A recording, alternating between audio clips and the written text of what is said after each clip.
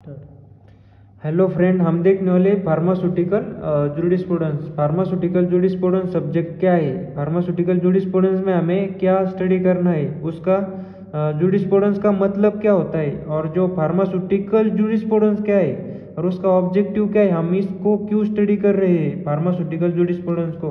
और जो हिस्ट्री है फार्मास्यूटिकल जूरिस्प्रूडेंस का, वो बहुत ही इंपॉर्टेंट है कॉम्पिटिटिव एग्जाम के लिए। जैसे कि ड्रग इंस्पेक्टर के लिए इसमें क्वेश्चन आता ही आता है, जीपैट में आता है, और जो सेमेस्टर के लिए आता है वो आप इसका डेफिनेशन, हिस्ट्री और सब लिख सकते हैं। तो जो हिस्ट्री है बिफोर 1940, अपन दोनों पार्ट में हिस्ट्री देखने वाली।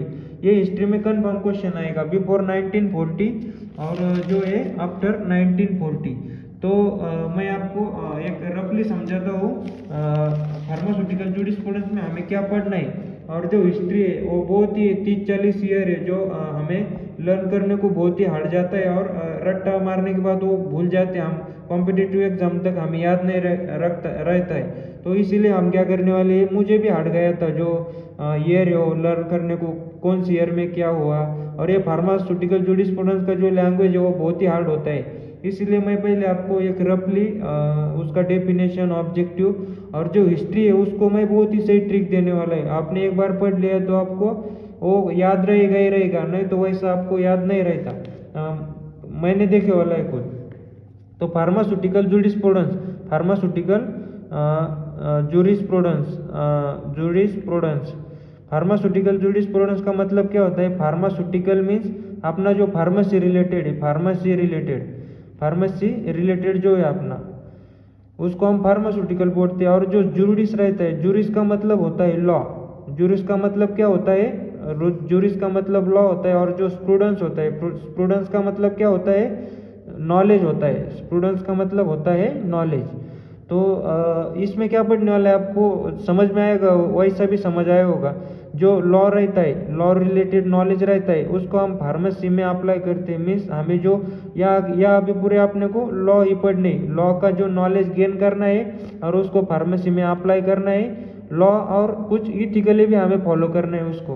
तो जूरिस का मतलब देखने वाले अपन, जूरिस जूरिस्प्रूडेंस मतलब उसका डेफिनेशन देखने वाले। जूरिस्प्रूडेंस मतलब क्या होता है, इसको आप याद रख सकते। जो आपने कभी हार जाता होगा तो आप सितंबर याद रखना, ये सीपी मतलब जो जूरिस्प्रूडेंस है, हमें ये तीन फॉलो करना पड़ता है जूरिस्प्रूडेंस। यस मतलब सोशल कवर करता है, इकोनॉमिकल कवर करता है, इकोनॉमिकल और पॉलिटिकल। और जो अपना फार्मास्यूटिकल जूरिस्प्रूडेंस है, फार्मास्यूटिकल जूरिस्प्रूडेंस, ये क्या करता है, जूरिस्प्रूडेंस ये अपने सोशल और इकोनॉमिकल ही कवर करता है। फार्मास्यूटिकल जूरिस्प्रूडेंस क्या कवर करता है, सोशल और इकोनॉमिकल लॉ कवर करता है। मतलब जूरिस्प्रूडेंस में हमें इन तीन जो थिंग है इसका हमें स्टडी करना पड़ता है और इसके लॉ फॉलो करना पड़ता है। और जो रेगुलेट है वो लॉ वो इस तीनों में ही फॉलो करने पड़ते हैं। तो फार्मास्यूटिकल जूरिस्प्रूडेंस का डेफिनेशन क्या होता है फिर, फार्मास्यूटिकल जूरिस्प्रूडेंस आपने सेमेस्टर को कभी लिखना है तो फार्मेसी की ब्रांच है, ब्रांच ऑफ फार्मेसी। इसमें क्या स्टडी करते हैं अपन, study with law relating to drug, medicine, और जो फार्मासिस्ट है, इसके जो लॉ दिए वाले रहते हैं ये सभी फार्मास्यूटिकल जूरिस्प्रूडेंस में दिए रहते हैं। ये फार्मास्यूटिकल जूरिस्प्रूडेंस की डेफिनेशन होगी, मैं बताने वाला हूँ भी, आप कंसेप्ट बता रहा हूँ मैं, उस पर ध्यान दीजिए आप। फार्मास्यूटिकल जूरिस्प्रूडेंस, तो आपको क्या देखना है, ऑब्जेक्टिव मतलब आपको याद ही होना चाहिए। ऑब्जेक्टिव, हर एक्ट का ऑब्जेक्टिव आपको पता होना चाहिए। तो आपने को कभी डिफाइन ऑब्जेक्टिव सेमेस्टर में भी आया तो ऑब्जेक्टिव वैसे भी पता होने चाहिए। और जो एक्ट है उनका स्पेशल ऑब्जेक्टिव हमें पता होना चाहिए। डायरेक्टली एग्जाम में आता है, ऑब्जेक्टिव टाइप में आता है कौन सी भी एग्जाम में। फार्मेसी एक्ट का ऑब्जेक्टिव क्या है, फार्मेसी एक्ट का ऑब्जेक्टिव क्या है, ड्रग एंड कॉस्मेटिक मतलब D&C जो एक्ट है अपना 1940 वाला, उसका ऑब्जेक्टिव क्या है। और जो drug and magic remedy act है, drug and magic remedy act, उसका क्या ऑब्जेक्टिव है। DPCO का क्या है, NPPA का क्या मतलब ये ऑब्जेक्टिव क्या है, और बहुत से एक्ट हो सकते हैं, MTP हो सकती है, मेडिकल टर्मिनेशन प्रेगनेंसी एक्ट। तो आपने को जो फार्मास्यूटिकल जूरिस्प्रूडेंस का कभी ऑब्जेक्टिव पूछा तो आप लिख सकते हो, मतलब फार्मेसी का ऑब्जेक्टिव आपको पता ही है, ये तो पार्ट लर्न नहीं होना चाहिए। To regulate pharmacy profession in India, pharmacy act 1948 वाली जो अपने एक्ट है, to regulate the pharmacy profession in India, ये तो लर्न नहीं होना चाहिए अपना। ड्रग एंड कॉस्मेटिक एक्ट का मेन ऑब्जेक्टिव क्या है, मतलब जो ड्रग एंड कॉस्मेटिक एक्ट आई वाली 1940 वो क्यों आई, लेकिन मतलब ड्रग एंड कॉस्मेटिक एक्ट क्यों आई, तो जो आपने इंडिया में जो import manufacturing sales and distribution जो होता था ड्रग का, उसको रेगुलेट करने के लिए गवर्नमेंट ने कोई भी मतलब मैन्युफैक्चर नहीं कर सकता, इसीलिए गवर्नमेंट ने ड्रग एंड कॉस्मेटिक एक्ट लाई 1914 में उसका रूल आया। फिर उसका ऑब्जेक्टिव होगा जैसे drug and magic remedy act, तो पहले के ज़माने में अभी भी होता है, जो साधु संत लोग रहते जो ये देते भस्मा चरस, उसमें से आपका मतलब ऐसा बोलते सर्टन टाइप ऑफ एडवर्टाइजमेंट रहती है कि इससे ये क्योर होगा। अब कैंसर कभी ट्रीट ही नहीं होता तो वो बोलते हैं हमारे ड्रग से कैंसर ट्रीट होगा, ड्रग और कुछ भी रह सकता है। DPCO में उसके नाम में समझ में रहा है, ड्रग प्राइस कंट्रोल ऑर्डर, एक ऑर्डर है, एक इसेंशियल कमोडिटीज एक्ट के अंदर आती है। इसमें क्या होता है, जो ड्रग की प्राइस है इंडिया में, तो वो ये फिक्स करे वाली रहती है, सेलिंग प्राइस वगैरह फिक्स रहता है, मतलब इससे ज़्यादा कोई सेल नहीं कर सकता ये प्राइस से ज़्यादा। नेशनल प्राइसिंग लाइसेंसिंग अथॉरिटी रहती, मेडिकल टर्मिनेशन प्रेगनेंसी एक्ट, ये पूरा ऑब्जेक्टिव होगा फार्मास्यूटिकल जूरिस्प्रूडेंस का। तो आपने को मेन देखना है, अपने को पहले देखना है, अपने को हिस्ट्री देखना है। हिस्ट्री मतलब एग्जाम में आता ही आता है, और ये हिस्ट्री कोई पढ़ाता भी नहीं है, पढ़ाने के बाद भी याद नहीं होता है हिस्ट्री क्या है। तो लेकिन मैं ट्रिक लाए वाला है, अगर ट्रिक कभी अच्छी लगी तो देख लेना, एक बार तो देख ही लो। बिफोर 1940 की हिस्ट्री देखने वाले अपन, बिफोर 1940 की हिस्ट्री और आफ्टर 1940 की हिस्ट्री देखने वाली। तो सबसे पहले आपने जो फार्मेसी डिपार्टमेंट है उसको याद करने के लिए बहुत ईजी है। सबसे पहले क्या होता है, 1664 में अब अपना फार्मेसी डिपार्टमेंट है, तो सबसे पहले हॉस्पिटल तो आया होगा इंडिया में, तो सबसे पहले हॉस्पिटल का चालू होगा। सबसे पहले मैं आपको ये रफली बता रहा हूँ, बाद में नोट्स में ये तो बताऊंगा। सबसे पहले जो ST जॉर्ज, आपने कौन, ST जॉर्ज, ये आपने को जनरल नॉलेज है वैसे भी पता होना चाहिए, और ये क्वेश्चन आता है, मैंने खुद देखा है। ST जॉर्ज जो रहता है, ST जॉर्ज, इन्होंने फर्स्ट हॉस्पिटल चालू किया था, मैं ट्रिक वाइज बता रहा हूँ आपको, वो ध्यान रखे। हॉस्पिटल ओपन किया था कहाँ पे, मद्रास में। कहाँ किया था, मद्रास में। मद्रास का आता है चेन्नई, आपने धोनी भाई के वहाँ हॉस्पिटल चालू हुआ था, महेंद्र सिंह धोनी के वहाँ। तो अब एक बात है, अब हॉस्पिटल तो ओपन हो, ये पहले की बात है, बहुत पहले की बात है। अब पहला हॉस्पिटल ओपन हुआ होगा तो फार्मेसी का भी लगेगा ना, हॉस्पिटल फार्मेसी के बिना तो अधूरा ही रहता है। तो जो ओल्ड जो पीपल रहते थे उनको बाद में पता चलती थी कौन सी भी गोष्ट। तो मतलब 1664 में हॉस्पिटल ओपन हुआ, और 1811 में, मतलब इतना गैप के बाद केमिस्ट शॉप ओपन हुआ। कितने, केमिस्ट शॉप ओपन किया, और वो भी किसने किया पता है क्या, मिस्टर भादगेट। ये तो पता ही होना चाहिए आपने को, फर्स्ट केमिस्ट शॉप जो है वो कहाँ ओपन हुआ, मिस्टर भादगेट है, आपने भादगेट, कौन, मिस्टर भादगेट, इन्होंने फर्स्ट हॉस्पिटल जो फार्मेसी का केमिस्ट शॉप ओपन किया था। कहाँ किया था, फर्स्ट केमिस्ट शॉप ओपन किया था कलकत्ता में। मतलब देखो, आपने को कभी मेडिकल लाना होगा तो कहाँ से, हॉस्पिटल से, हॉस्पिटल का है मद्रास में, और मेडिकल लाना जाना होगा तो कहाँ पे, कलकत्ता जाना पड़ेगा। ऐसा याद रखो, थोड़ा ट्रिकी है लेकिन याद रखो। और 1800 उसके बाद क्या होगा, अब थोड़ा डेवलपमेंट तो होता ही जाएगा। पहले 1664 में हॉस्पिटल आया, मिस्टर किसने ओपन किया हो, ST जॉर्ज ने ओपन किया। 1811 में हॉस्पिटल आया तो मेडिकल भी आएगा, ऐसा याद रखना। 1811 में तो अब डेवलपमेंट होती जाएगी। फिर क्या होगा, 1820 में क्या होगा, अब फार्मेसी डिपार्टमेंट का देख रहे हो तो अपन पूर्ण फार्मेसी का ही देखना पड़ेगा। उसके बाद क्या किया, एक बोला इसने केमिकल शॉप ओपन किया, क्या मैं भी ओपीएम का फैक्ट्री चालू करता। मतलब 1820 में मतलब आप कंपटीशन ही होने वाला है। आप देखो कैसा कैसा कंपटीशन होता है। ओपीएम फैक्ट्री उसने एक ने गाजियापुर में ओपन किया। कहाँ ओपन किया? गाजियापुर में। गाजियापुर में किसने किया? ये कॉर्नवालिस ने किया। किसने? कॉर्नवालिस। ओके, ये याद रखना, बहुत ही इंपॉर्टेंट है, सभी हिस्ट्री इंपॉर्टेंट है। वैसे याद नहीं रहते, आप उसको सिक्वेंशियल याद रखो। पहले हॉस्पिटल ओपन हुआ, केमिस्ट शॉप, हॉस्पिटल के बाद केमिस्ट शॉप लगती है अपने को, मतलब मेडिकल लगता है। उसके बाद एक बोला केमिस्ट शॉप ओपन की क्या, मैं तो फैक्ट्री ओपन करता ओपीएम की। तो 1820 में एक ने फैक्ट्री ओपन की, तो आप कंपटीशन बढ़ने लगी। एक बोला क्या, तो ओपीएम फैक्ट्री ओपन करता क्या। तो यस याद रखना, स्मिथ स्ट्रेन स्ट्रीट एंड को, इसने क्या किया? यस मतलब आपोथेकेरी शॉप ओपन की। क्या की? आपोथेकेरी शॉप ओपन की। आपोथेकेरी शॉप ओपन की 1821 में। उसके बाद 1824 में, 1824 में अब गवर्नमेंट को क्या लगा पता है क्या? गवर्नमेंट को लगा अरे यार ये तो बहुत ही, मतलब उस जो पिछले जो प्रीवियस ईयर है वो डेवलपमेंट थोड़ी ज़्यादा फास्ट होने लगी थी 1820 में, 1821 में, 1824 में। गवर्नमेंट को पहले कोई रूल नहीं था, कोई भी कोई ओपन कर डाल रहा था, मतलब ऐसा कोई डिग्री नहीं लग रही थी, कुछ नहीं। तो 1824 में जो मतलब जो गवर्नमेंट उसके ध्यान में आया, उस उन्होंने क्या किया फिर, जो हिंदुस्तानी वर्जन है अपना, हिंदुस्तानी वर्जन, मतलब ऐसा समझ सकते हो आप कि एक हिंदुस्तानी वर्जन मतलब जो अपन लिखते हैं, हिंदुस्तानी वर्जन अपन देवनागरी में लिखते हैं, पता है अपने को, देवनागरी। देवनागरी एक हिंदुस्तानी वर्जन है और एक पर्शियन। तो गवर्नमेंट ने क्या किया, गवर्नमेंट के ध्यान में आया और उनको लगा जो पढ़ाई के वाले वही अपना शॉप खोल सकते हैं। उन्होंने क्या किया, जो हिंदुस्तानी वर्जन है ना, वो बोल रहे थे लंदन फार्माकोपिया अनुसार प्रिस्क्राइब करो। लंदन फार्माकोपिया, लंदन फार्माकोपिया मतलब ये कैसा, 1824 में आपको याद रखना है, आपने को सिर्फ याद रखना है जो हिंदुस्तानी वर्जन जो है वो लंदन फार्माकोपिया के अनुसार प्रिस्क्राइब करो, ऐसा अपना हिंदुस्तानी वर्जन बोल रहा था।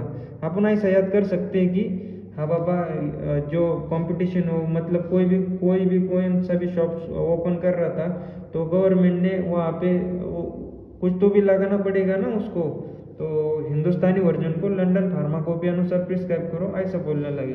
तो 1824 में ये हो गया, तो लोगों तो फॉलो करेंगे ही ना अब ये। तो 1868 में, कितने में, 1857 और 1857 और 1878 में ओपीएम बोला ठीक है मैं सुनता, हिंदुस्तानी वर्जन अनुसार मैं क्या करूँगा, अपने ड्रग वो लिखूंगा, अपनी याद लिस्ट बना के रखूंगा।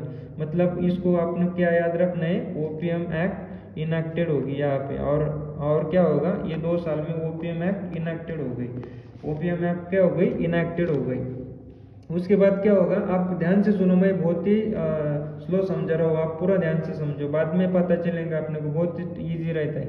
1878 में तो और क्या हो गया फिर, 1878 गवर्नमेंट क्या बोला, गवर्नमेंट ने क्या किया फिर, ये 1824 के बाद तो कुछ नहीं हुआ यार, कोई भी शॉप ओपन नहीं हो रही। गवर्नमेंट को ऐसा लगा यार पूरा का पूरा ही बंद हो जाएगा, मतलब उनको लगा कि कोई भी शॉप नहीं खोल रहा, अब इंडिया में कोई ये भी नहीं कर रहा। तो गवर्नमेंट ने क्या किया फिर 1868 में, और क्या किया पता है क्या, वो बोल रहे थे जो अपना इंडियन फार्माकोपिया ये अपन पब्लिश करेंगे, अपना इंडियन फार्माकोपिया, इंडियन फार्माकोपिया है, इंडियन फार्माकोपिया अनुसार भी प्रिस्क्राइब करो आप। मतलब क्या, इंडियन फार्माकोपिया पब्लिश किया अपना अंडर दी, किसके under, under the authority secretary, authority secretary of state of India. Okay, मतलब जो इंडियन फार्माकोपिया के अनुसार पब्लिश हुआ, आपको ऐसा याद रख सकते हैं। अब ये होगा 1868 तक। अब एक बात है, अब ये पता है आपने क्या हुआ, सबसे पहले 1664 में मिस्टर जो अपना जो है जॉर्ज था, उसने फर्स्ट हॉस्पिटल ओपन किया। बाद में हॉस्पिटल होगा तो मेडिकल तो लगेगा ही, फिर केमिस्ट शॉप आ गया, वो भी कहा मद्रास से, मद्रास में हॉस्पिटल, और कलकत्ता में क्या केमिस्ट शॉप 1811 में। उसके बाद 1820 में ओपियम फैक्ट्री ओपन की गाजियापुर में, कंपटीशन बढ़ता गया। और एस एस जो स्ट्रेन स्मिथ और स्ट्रेन स्टूट को एस एस अपोथेकेरी शॉप चालू की 1824 में। हिंदुस्तानी वर्जन जो है गवर्नमेंट बोला देवनागरी और जो पर्शियन स्क्रिप्ट है वो लंदन फार्माकोपी अनुसार प्रिस्क्राइब करो। 1857 में ओपियम बोला हाँ तुम जैसा बोलते हो वैसा, लेकिन 1868 में और क्या बोला, इंडियन फार्माकोपिया पब्लिश कर डालो गवर्नमेंट ने। उसके बाद क्या है, अब दूसरी हिस्ट्री याद रखो, अब इतना याद रखो और दूसरा चलो। अब ये दूसरा स्लॉट है, दूसरा मतलब कैसा, 1889, उसके बाद 1894 के बाद 1898, 1899। तो इसको कैसे याद रखना है पता है क्या, इसमें क्या हुआ था, ये चार आप एक साथ याद रखते, ये इतना होने के बाद ये इतना याद रखना है। उसके बाद क्या होगा अपने को पता है, 1889 में क्या होता, एक को मर्चेंडाइज मार्क पड़े थे। कौन सा, मर्चेंडाइज मार्क। अब मर्चेंडाइज मार्क पड़े तो आपने को पता है मर्चेंडाइज मार्क क्या होता है, मतलब एक आधा कभी हाई लेवल का मार्क पड़ा तो ये मर्चेंडाइज आप क्या मान सकते हो, ये बहुत ही हाई डिग्री है, ये बहुत ही अच्छे मार्क है मर्चेंडाइज मार्क। तो ये मर्चेंडाइज मार्क जो है ना 1889 में पड़े, और वो पिछले साल के लोग बहुत समझते नहीं तो उनको बाद में समझ में आता था। तो लगभग 1889 और 1894 मतलब लगभग 5 ईयर के बाद क्या होगा, अब किसी को मार्क पड़े तो क्या करना शुरू कर दिया लोगों ने, तारीफ करना शुरू कर दी। क्या करे, तारीफ, मतलब तारीफ एक्ट आ गई। क्या होगा, तारीफ एक्ट आ गई। कितने, वो लोगों को बहुत ही लेट समझता था कि इसको मार्क पड़े, उसके बाद वो तारीफ करने लगे। तो तारीफ करने के बाद अब क्या होता है, एक ट्रेंड ही पूरा, तारीफ होने के बाद क्या होता है, सपोज कोई भी मानो होगा तो उसका क्या होता है, उसका ये होता है कि तारीफ करने के बाद वो पुतला बनाते हैं। सपोज सी में क्या बनाते हैं, पुतला बनाते हैं। सपोज उसका क्या बना, एक को 1889 में मर्चेंडाइज मार्क पड़े, मर्चेंडाइज मार्क एक्ट आया, ऐसा समझ सकते हैं। उसकी तारीफ हो गई 5 साल बाद। उसके बाद 4 साल बाद क्या हो गया, आप उतरता क्रम याद रख सकते हो, सी कस्टम में उसका पुतला बांधा, मतलब क्या हो गया, सी कस्टम एक्ट आ गया। आप पुतला बांधने के बाद एक ईयर तो लगता है कंपाउंड करने के लिए उसको, मतलब क्या, कंपाउंडर एक्ट आ गया यहाँ पे। ये हो गया कितना, ये 18 मतलब 1899 तक हो गया, 99 तक। ओके, उसके बाद आप लोग देखने गए, अपने को 1901 देखना है। उसके बाद 1903 देखना है। उसके बाद क्या करना है, 1907 देखना है। उसके बाद देखना है अपने को 1900 क्या देखना है। उसके बाद अपने को 2 मिनट फ्रेंड, 1907 के बाद 1920 देखना है, 1920। उसके बाद क्या करना है, drug and inquiry DEC committee आती है, ड्रग इंक्वायरी कमेटी। 11 अगस्त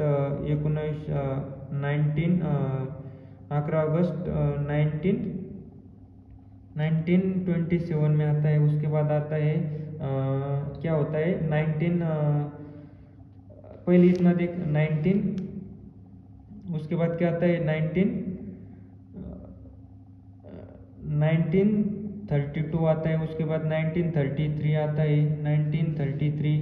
उसके बाद अपन 2 साल गैप रखना है यहाँ पे, 1935। उसके बाद 2 साल का गैप 1975। उसके बाद 2 साल का गैप 1979 और 1940। आप ये बिफोर 1940 वाली हिस्ट्री आपको क्या याद रखना है पता है, इतने ईयर याद रखना है आपने को। कैसे याद रखना है, इतने ईयर आपने को याद रखना है। यहाँ पे कैसे याद रखना है, आपने को पता है अपना जो 1 रोल नंबर रहता, आप तुम्हारे कॉलेज में सपोज ऐसा करो, हमारे कॉलेज में जो था आचार्य नाम के जो ये था, उसका रोल नंबर था पहले आचार्य नाम। ये फॉर आपको कैसे याद रखना है, 1901 वाला 1901 वाला कैसे याद रखना है अपने को। तुम्हारे कॉलेज में जो ये से नाम का जो बंदा है, आप ये तुम ही को रिलेट करो तुम्हारा तो हो जाएगा। तो हमारे यहाँ आचार्य था, कौन, आचार्य प्रफुल्ल रॉय। उसका मैरिज हुआ था किसके साथ, कार्तिक चंद्र बोस। किसके साथ, कार्तिक चंद्र बोस। सही आप बना सकते हैं, ये हमने वैसे ही कोरिलेट किया था। मतलब आप 1901 में क्या हुआ था, ये क्वेश्चन आए वाला। आचार्य प्रफुल्ल राय विद कार्तिक चंद्र बोस ने क्या किया, फार्मास्यूटिकल मतलब जो बंगाली केमिकल में वर्क किया, बंगाली एंड फार्मास्यूटिकल इंडस्ट्री में वर्क किया। कहाँ पे, कलकत्ता में। कहाँ, कलकत्ता में। अब यहाँ से पूरा कंपटीशन है, हमारे कॉलेज का ही कंपटीशन, आपका कॉलेज का भी आप बना सकते हैं याद रखने के लिए, रट्टा नहीं मारने का, याद रखने का लॉन्ग टर्म तक।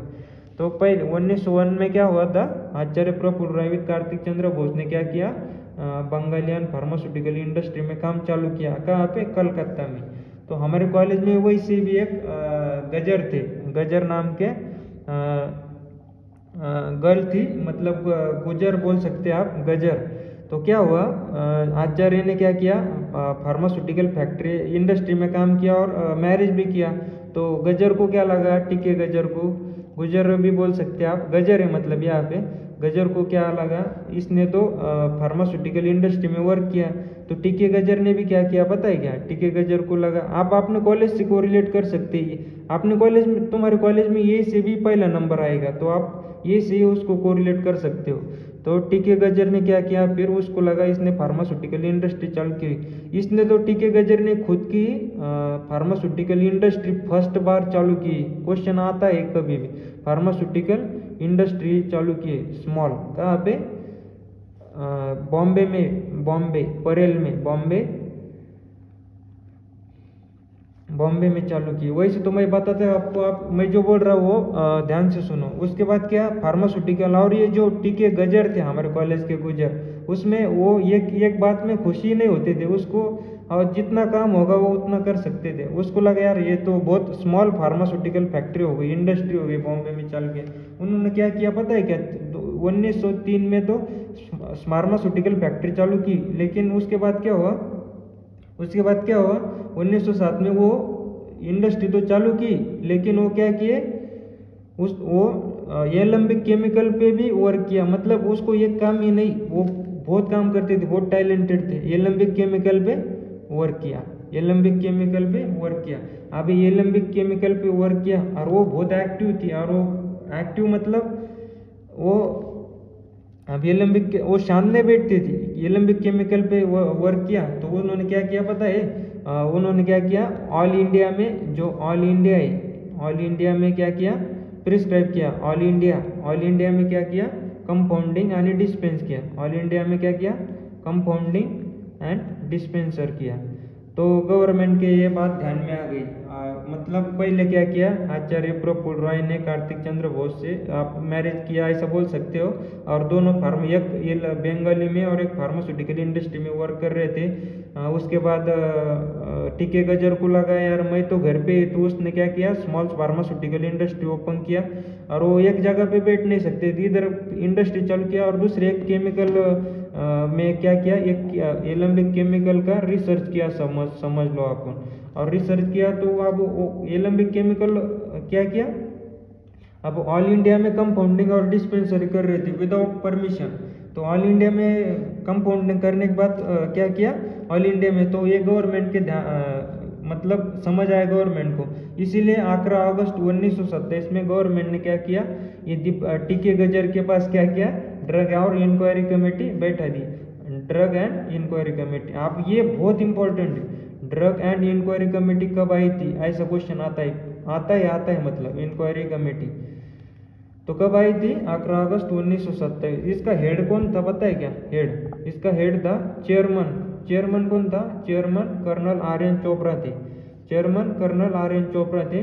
और इनके साथ में हेड भी और एक हेड था, मतलब और इसको डीईसी कमेटी भी कहते हैं अपन, ड्रग इंक्वायरी कमेटी।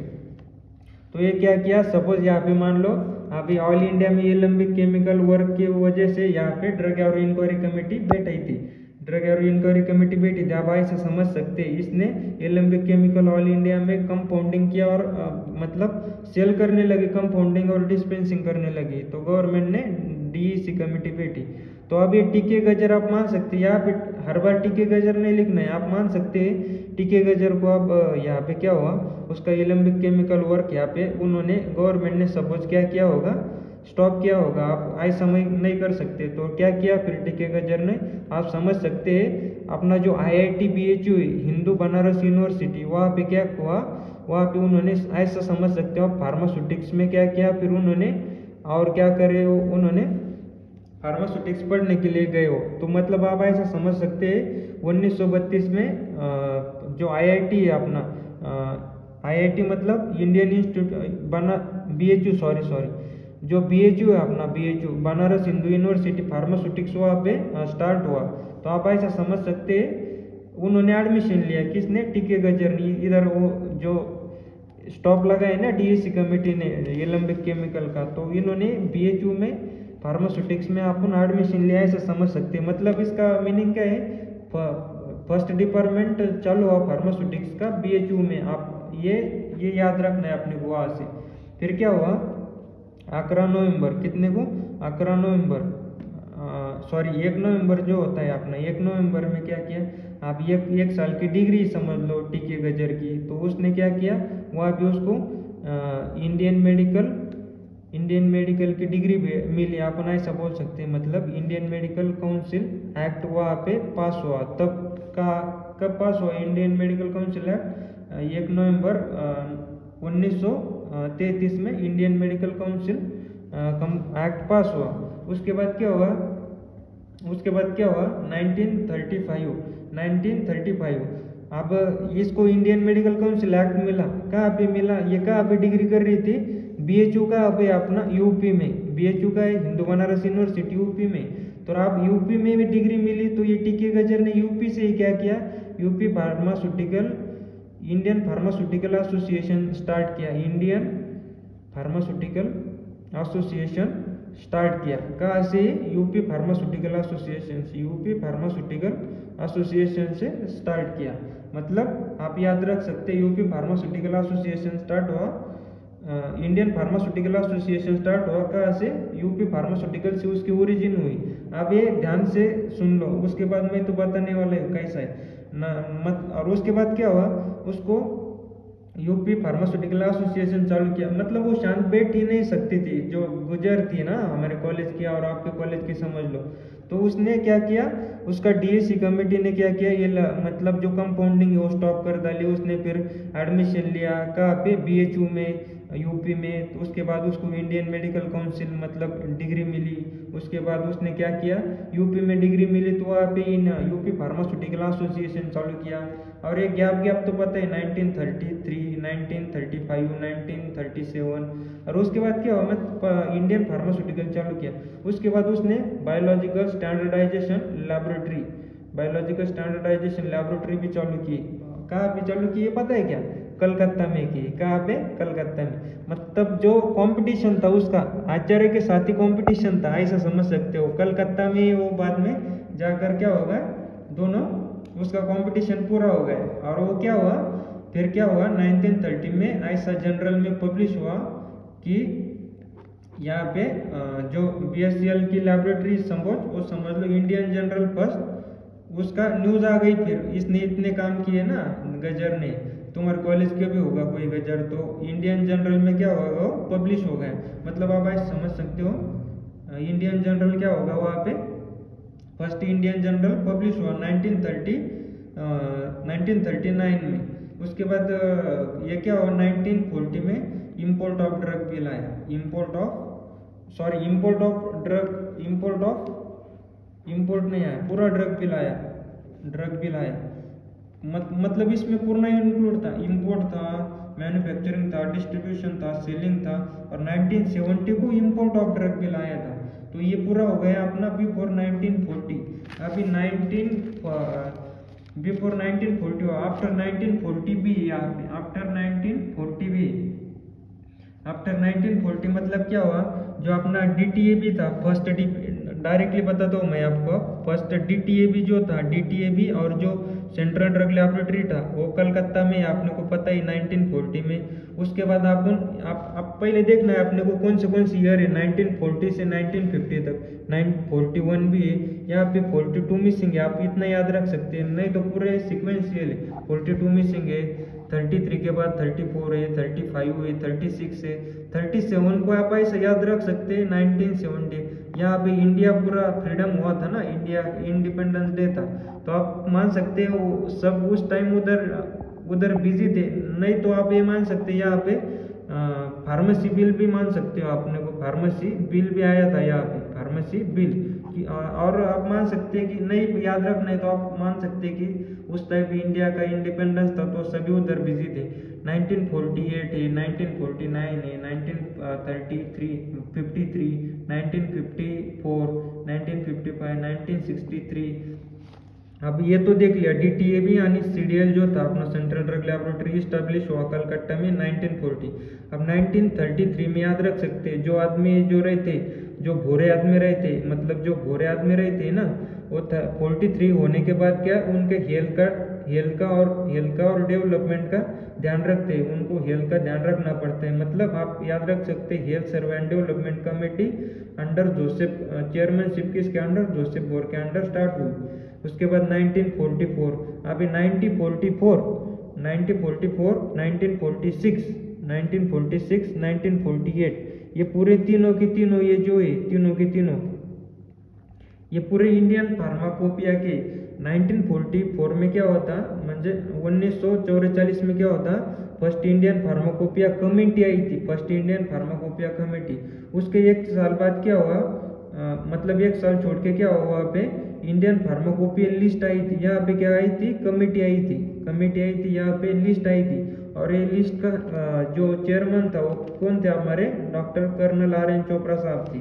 और जो उसके बाद भी एक इंडियन फार्माकोपियल कमेटी आई थी और वहाँ पे चेयरमैनशिप बदल दी थी, BN घोष को किया था। मतलब ये 1944, 1946, 1948 आप ऐसे याद रख सकते हैं। मतलब ये ऑड इवन वाले 44, 46 और 48।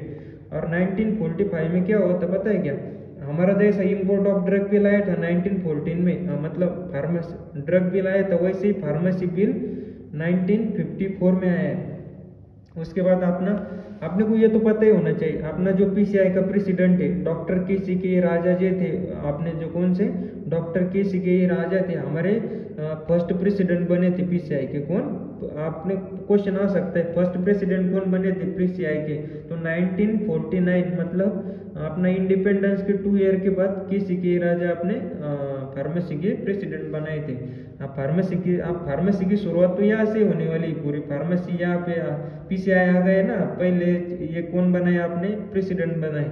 उसके बाद में अपना क्या हुआ, उसके बाद में PCI में आपने को पता है फर्स्ट एजुकेशन रेगुलेशन आता है वो 1935 में। उसके बाद क्या था 1954 में क्या होता, फार्मेसी की कमेटी बैठे थे। अब फार्मेसी का डेवलपमेंट है पूरा, आप याद रख सकते हैं। उसके बाद फर्स्ट डिप्लोमा का कोर्स, उसके बाद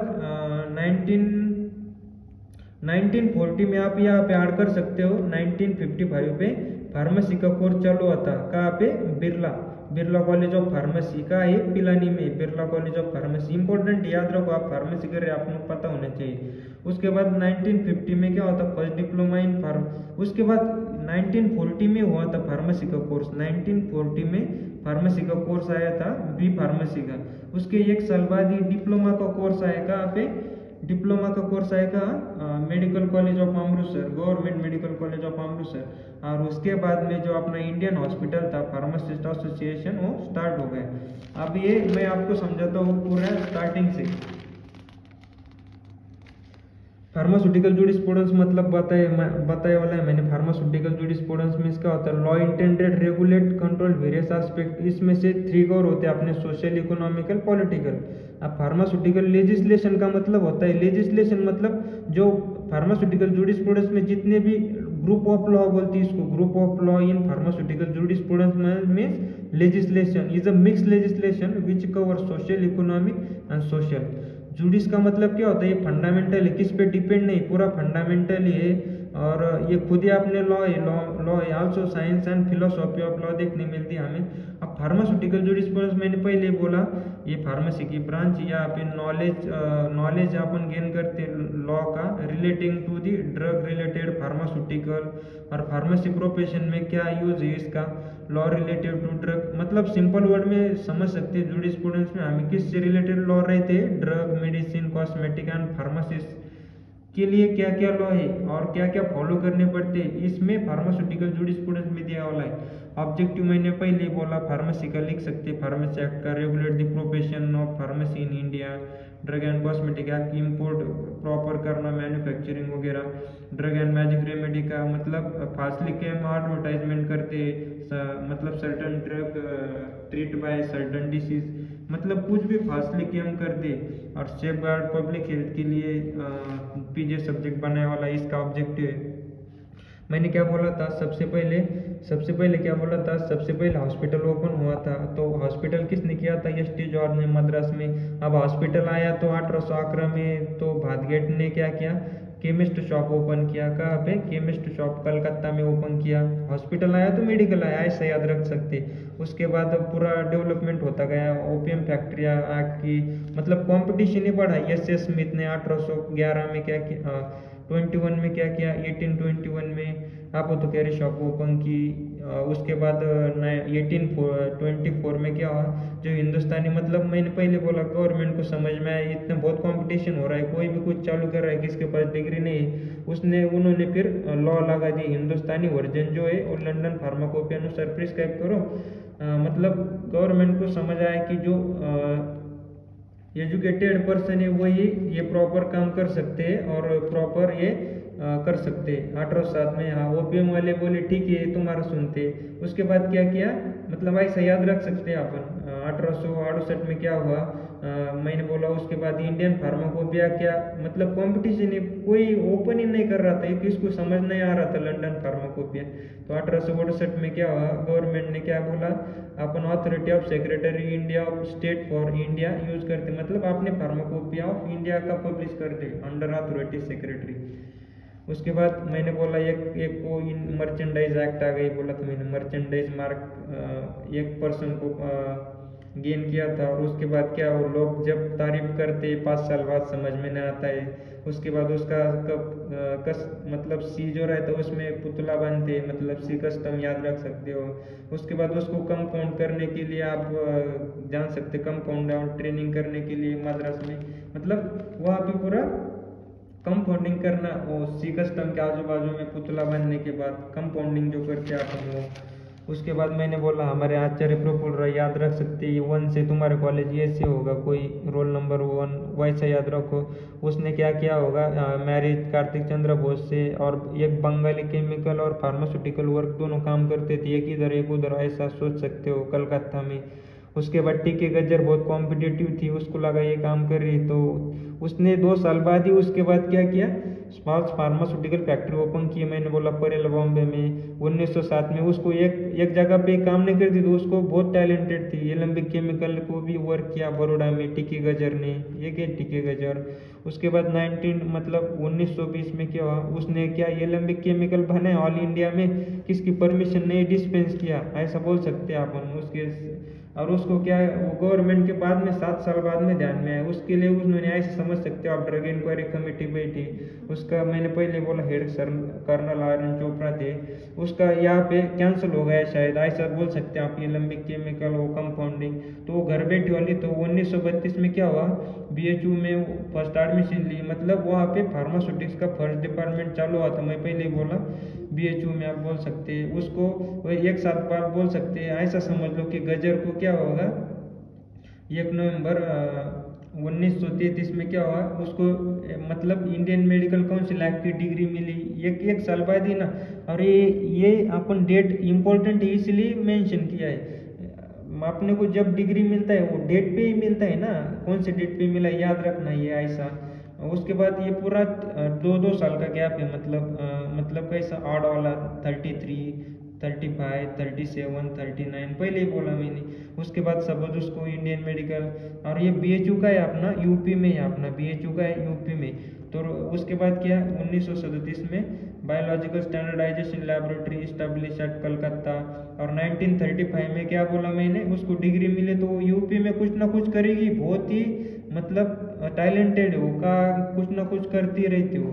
तो यूपी से ही क्या किया, मुझे इंडियन फार्मास्यूटिकल एसोसिएशन जो है उसका ओरिजिन यूपी से स्टार्ट किया, यूपी ओरिजिन फार्मास्यूटिकल एसोसिएशन करके स्टार्ट किया। उसके बाद आप बोल सकते हो बायोलॉजिकल स्टैंडर्डाइजेशन लेबोरेटरी में वर्क करती थी, कलकत्ता में गए वो बाद में घूम घाम के। उसके बाद वो इंडियन जनरल में आई, फार्मेसी वॉज स्टार्टेड की, और 1940 में ड्रग बिल इंट्रोड्यूस हुआ गवर्नमेंट इंडिया के अंदर, मैंने पहले ही बोला। तो थैंक यू। आपको कैसे लगा वीडियो बताओ।